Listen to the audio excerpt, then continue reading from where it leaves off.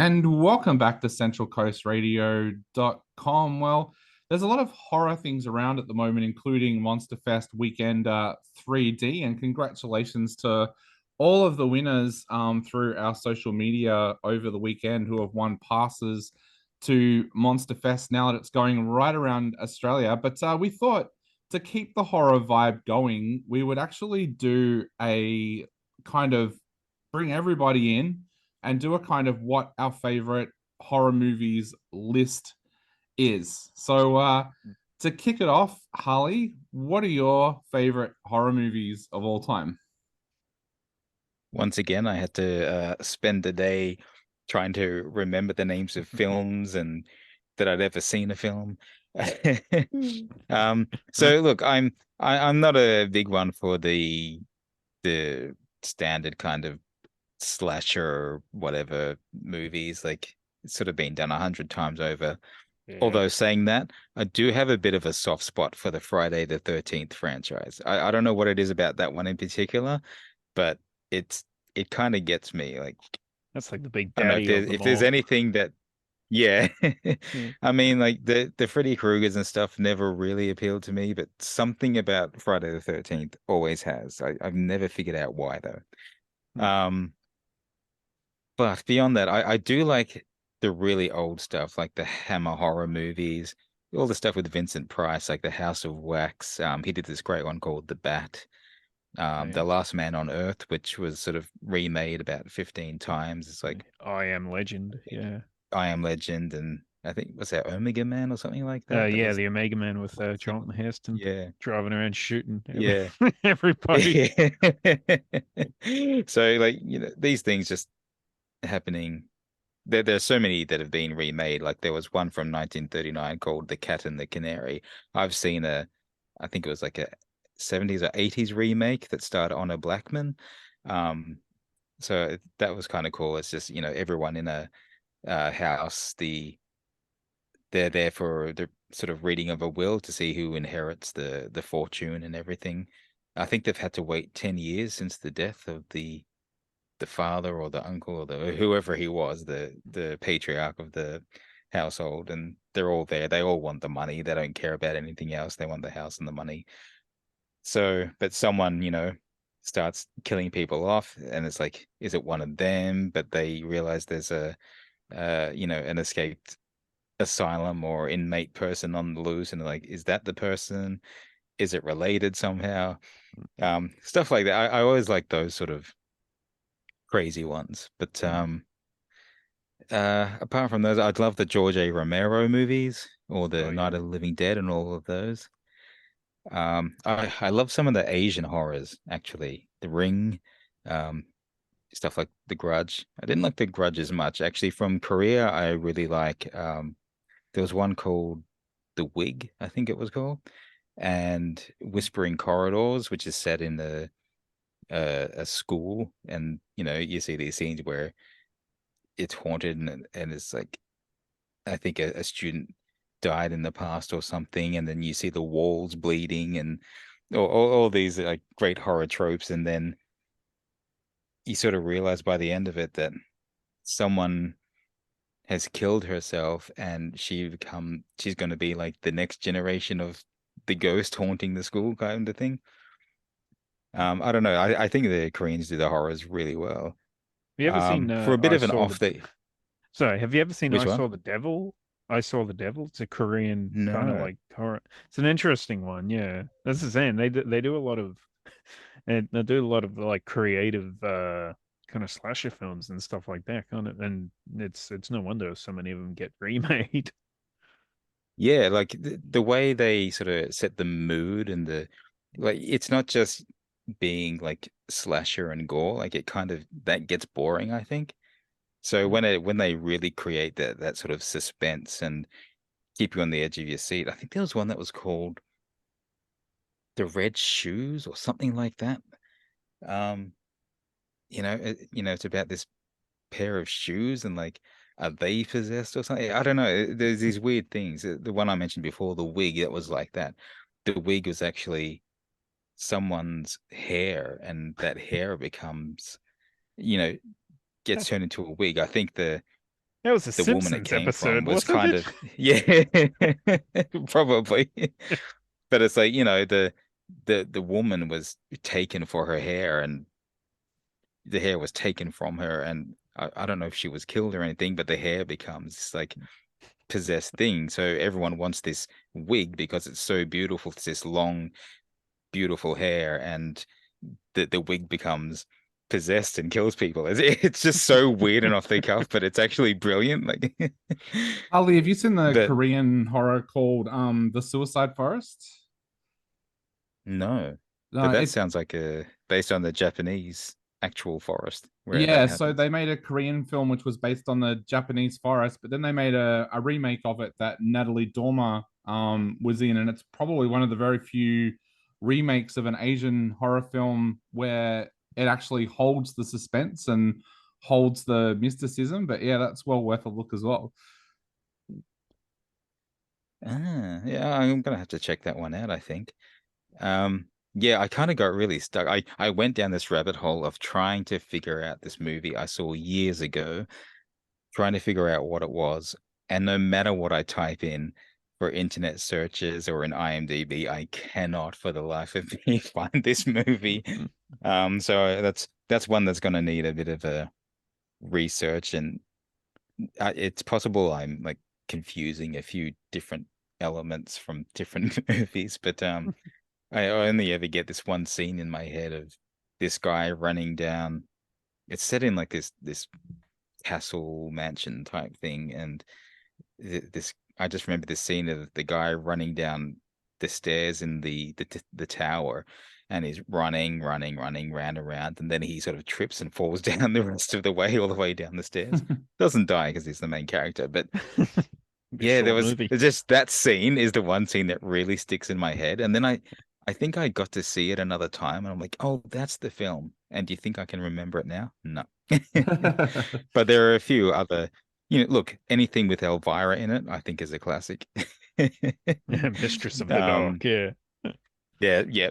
Elvira's Haunted Hills, Just they're so offbeat. I like it when things are offbeat. There's a great Japanese one called Wild Zero, and it seems to revolve around this zombie apocalypse, but it turns out the zombie plague is being caused by these UFOs that suddenly are flying all around the skies, and it takes this band called Guitar Wolf to go around and fight the zombies and with their music take down the UFOs and stuff. It I've is seen so that bizarre, one, but, yeah. but yeah, it is the I've seen best that one. movie. I can watch that again and again because it's just so weird.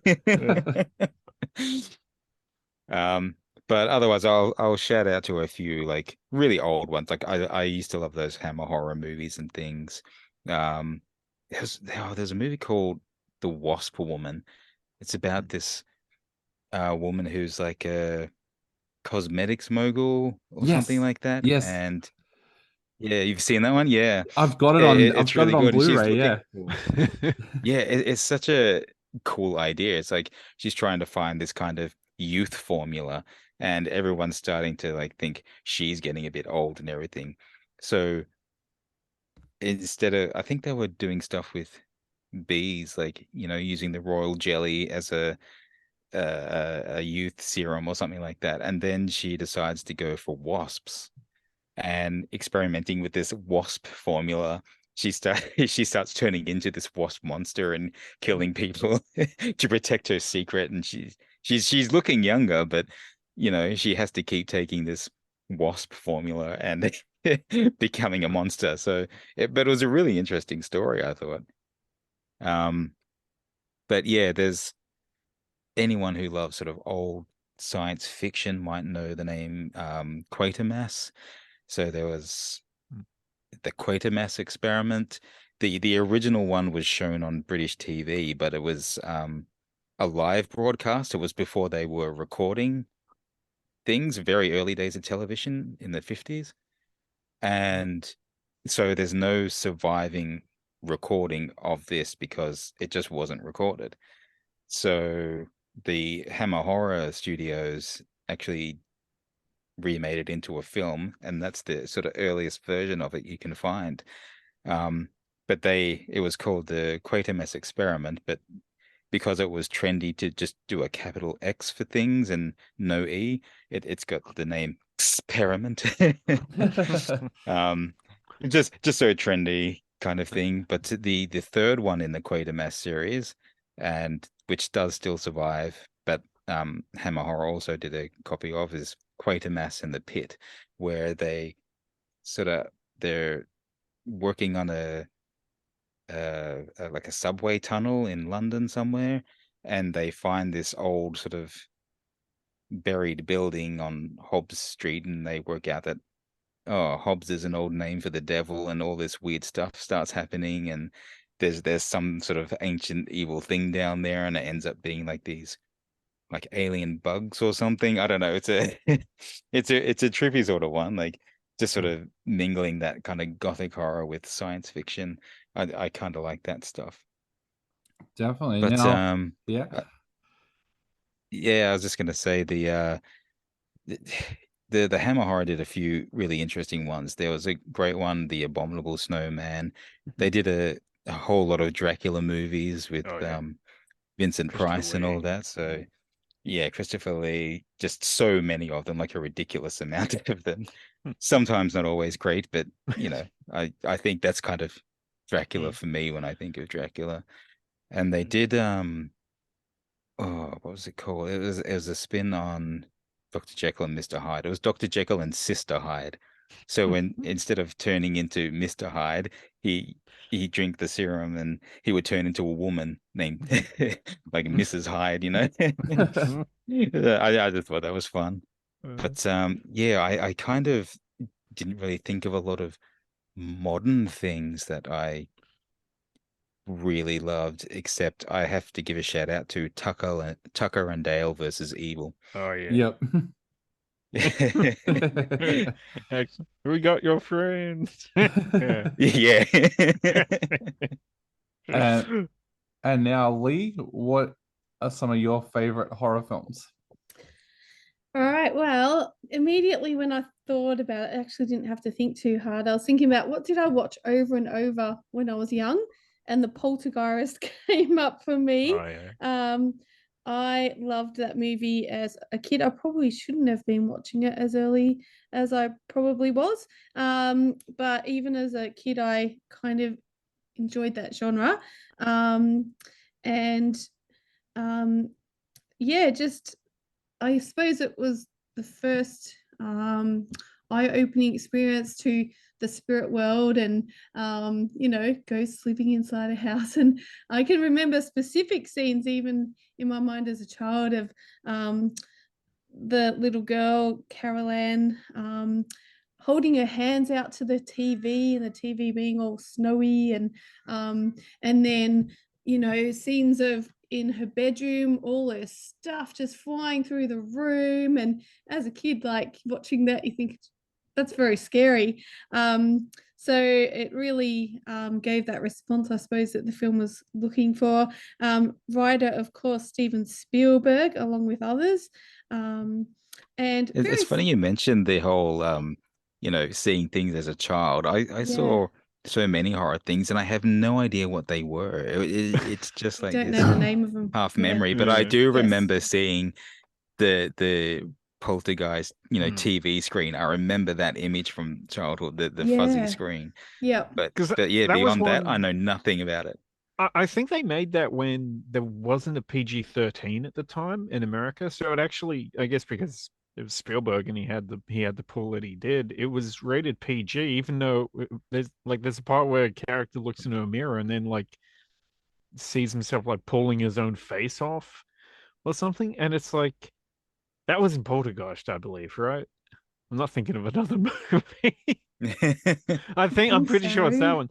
Yeah, but it's like there's so many different things in that movie that it's like that's really like for a movie that was kind of given like such a major release and kind of for a semi like young audience, it was pretty full on for what it was. It was. Sadly, that actress, the child actress Heather O'Rourke, she actually died at the age of 12 years old.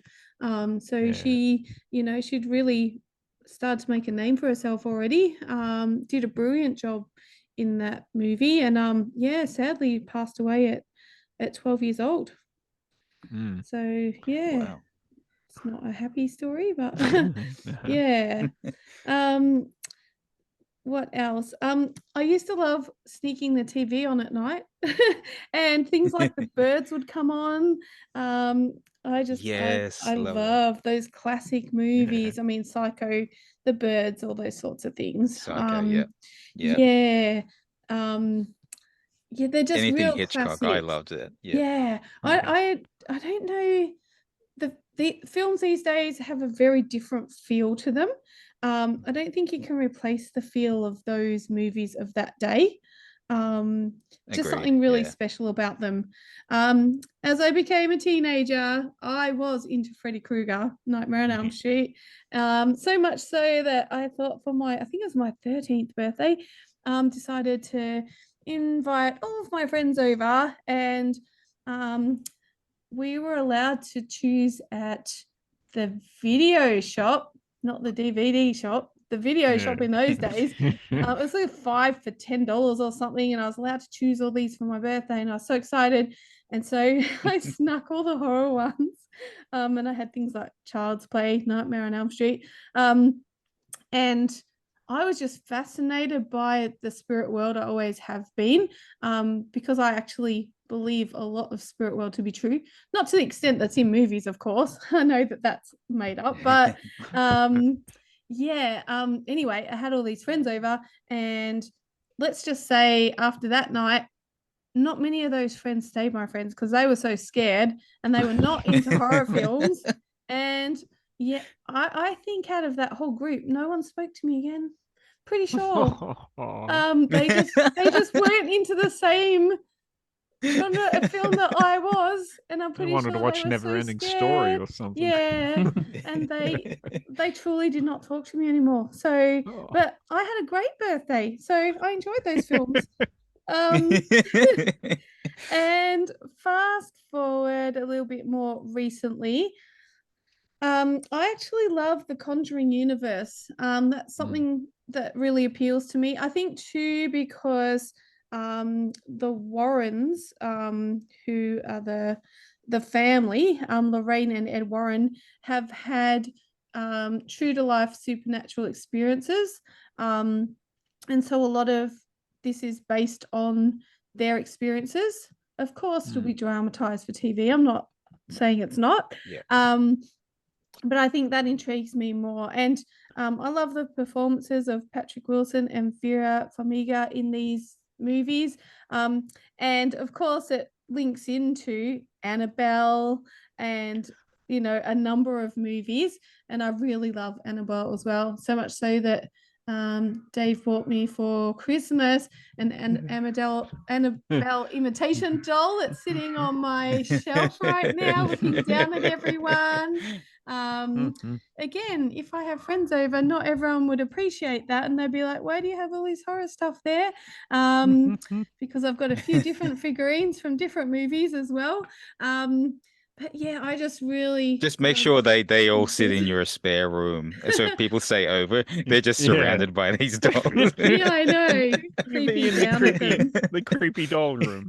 Yeah. So yeah, so they're mine, and I'll pass it on now to Kyle.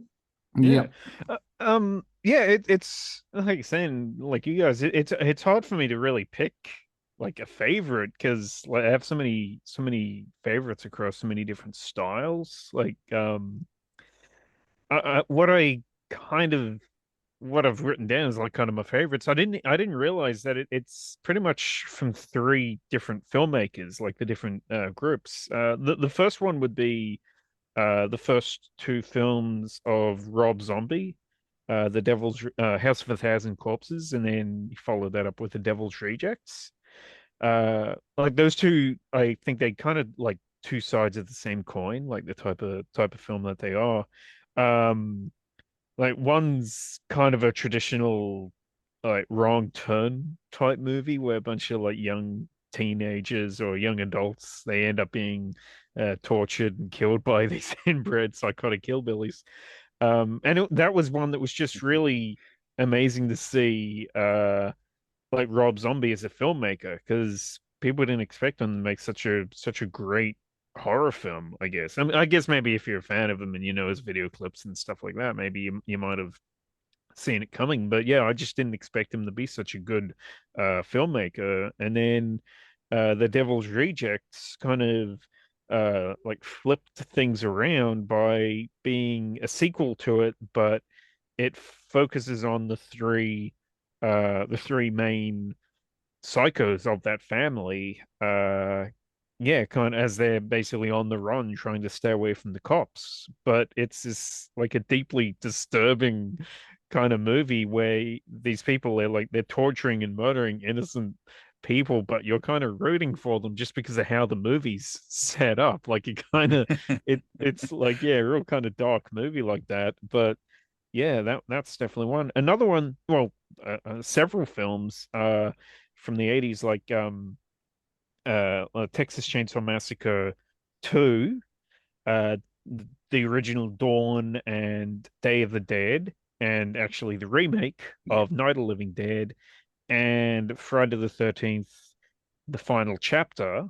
All these movies, they all had special effects, gore, and makeup effects done by Tom Savini, who he directed the remake of the Night of the Living Dead movie himself. But he's for people who know him, like he's one of the most iconic special effects makeup artists. I believe he worked with K&B, the group that went on to do pretty much be behind The Walking Dead, and so many of just so much of his work from the 80s and 90s, just so these really iconic zombie or slasher movies, and they really played up on the like the special makeup effects, the gore and stuff like that. And again, they're movies that I shouldn't have been watching at the age that I was watching them, but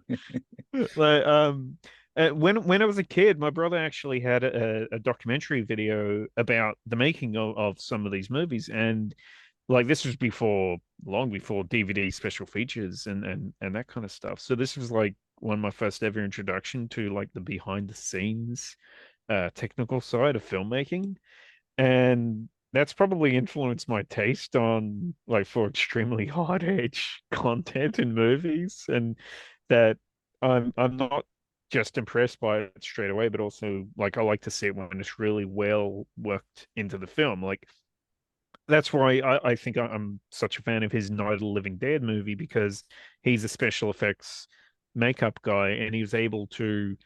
It was kind of like the way that John Wick is directed by people that are stunt guys, and so they know how to film like stunts and how to make stunt effects and martial arts films and all that stuff, make them look good for a movie.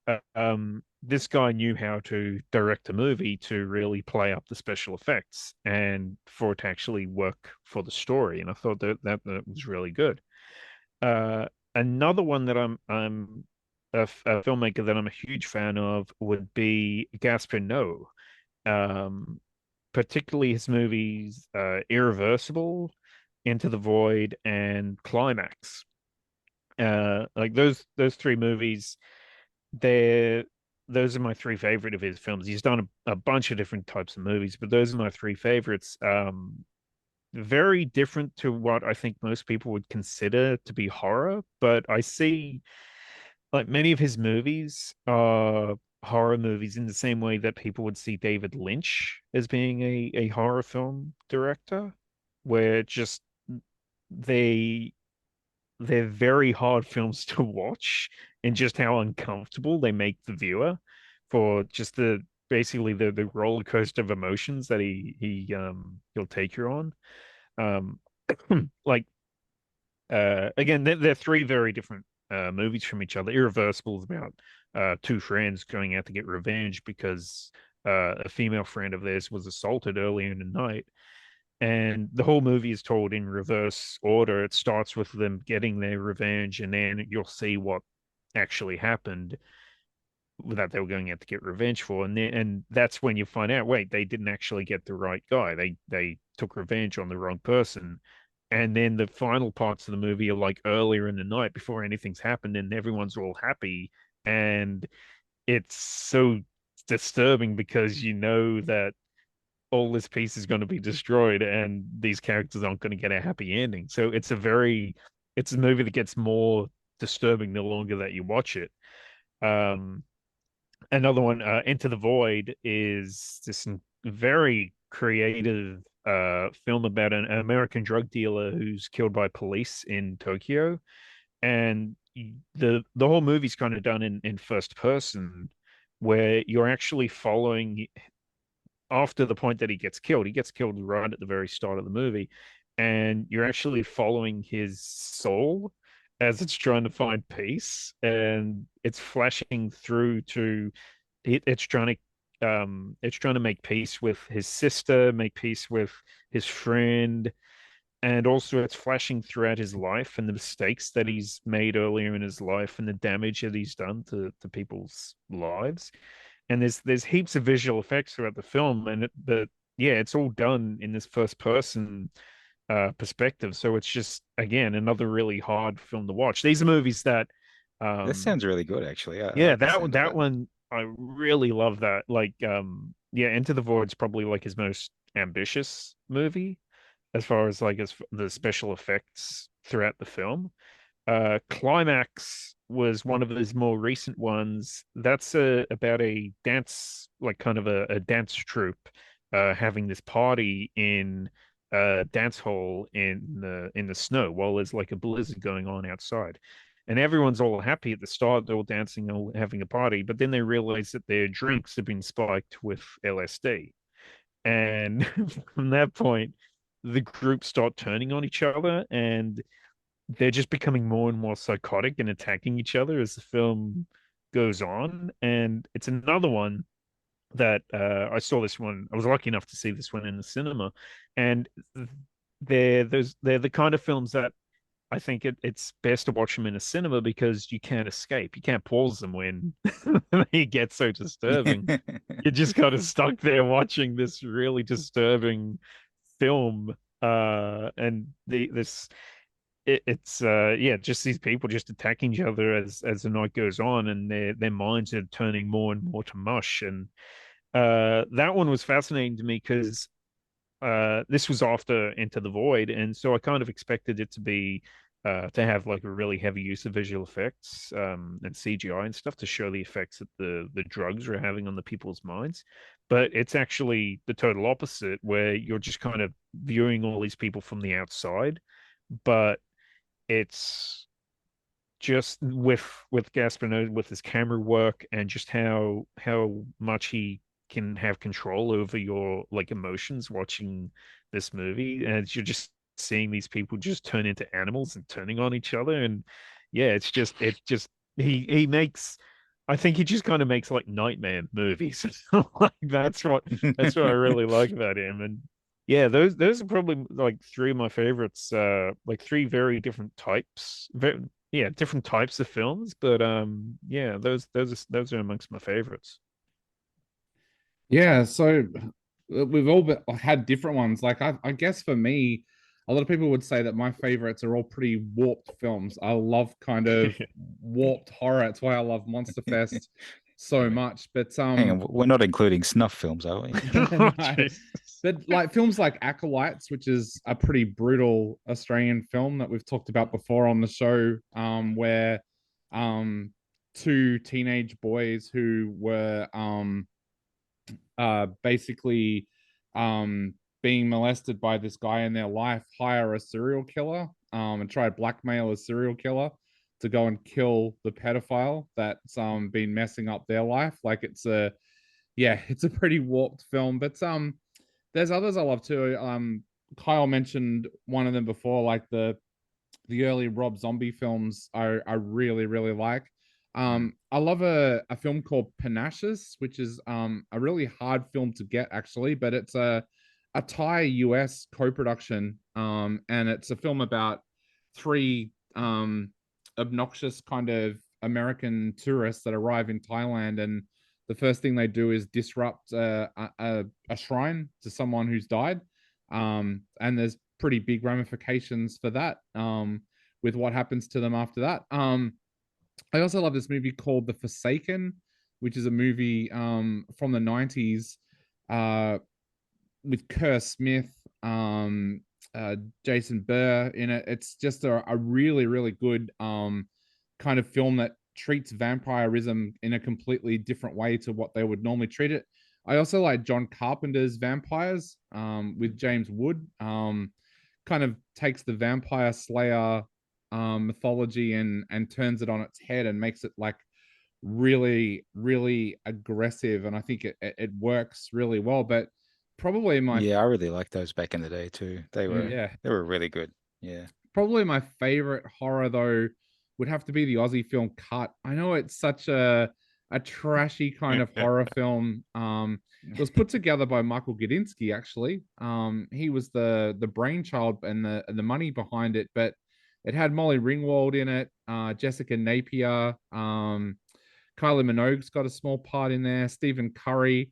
But yeah, just a really, really good for me kind of Aussie slasher horror. And I'm trying to think, there was another horror movie that Stephen Curry made a few years ago as well that was based on a real case that happened here in Australia with some kidnappings and stuff in Perth. And Hounds of Love, that's it. I just looked it up really quickly. Another brilliant horror film where Stephen Curry plays a psychopath and he does it so well. So yeah, they're probably my favorite horror films. And I just remembered one that I should have mentioned. It was my favorite for years that I even imported it. It's a German film. I think that it's based on a comic or something and it's been turned into a movie a couple of times from what I hear. Basically the English language title was Killer Condom. Oh, I was gonna it's when you were talking a bit about the out there. the wig, I was thinking, oh yeah, like Killer Condom. Yeah. That movie is just so weird and brilliant. It's kind of comedy horror, but it's just so brilliant. It was kind of a thing of its time, like that kind of style of kind of outrageous horrors. There was another one I used to watch at the time. They used to be on like SBS. That one would come on, and then another one that Killer was Tongue, I think, was one. Killer Tongue, that's what it was. Yeah. Yeah. Yeah, SBS those were were great brilliant. I for all used to those love kind of watching ones. those. Yeah, agreed. well, that's it for our list of favorite horror films. Make sure you go and check some of those out if you love horror, because some of them are a little bit obscure, but you might have to hunt for them a little bit. But you are on centralcoastradio.com.